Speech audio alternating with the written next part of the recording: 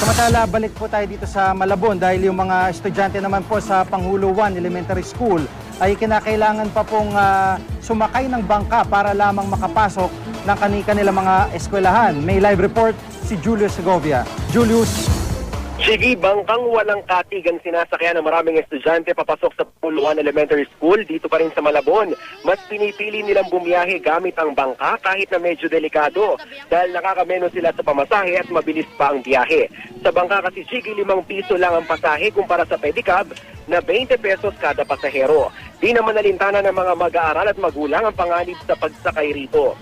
Sinisiguro naman daw kasi ng mga bangkero ang kaligtasan nila. Hindi rin daw bumabiyahe ang mga bangka kapag masama ang panahon. Para sa ilan, kalbaryo man ang biyahe papasok sa Pangulo 1 Elementary School. Malaki naman daw ang pinagbago ng eskwelahan noong isang taon. Puno ng tubig ang compound ng paralan kaya halos lumuti na ang buong ground. Pero ngayon, kahit para mag-high tide, di na sila babahain. Tinambakan na kasi ang eskwelahan, gawa na rin daw ang 2 palapag ng bagong gusali. May mga ventilador ang bawat silid-aralan at sobra-sobra pa sa mga upuan.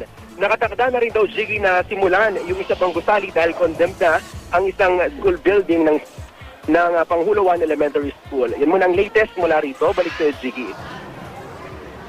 Pero Julius, yung mga bangkang yan, meron ba nagmo-monitor dyan? Kasi parang nakikita ko liliit ng mga bata at napakadelikado. Kung tataob nga dahil walang katig, baka malunod pa itong mga bata. Hindi ba po pwedeng talagang i-direct sila dun sa kalye na lamang o mga alternative na pwedeng daanan kung nakakamura lamang yung rason ng mga yan? Meron bang ibang paraan para talaga makabot sa kanilang mga eskwelahan?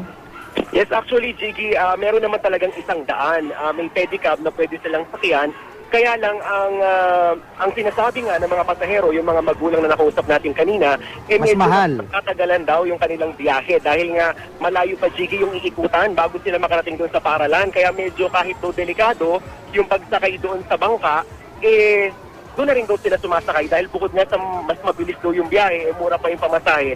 At sinisiguro naman sa kanila, Jiggy, nitong mga bangkero, naligtas naman sila dahil hindi naman daw sila bumabiyahe kapag high tide at kapag malakas yung hangin, lalo na kung masama yung panahon, Jiggy.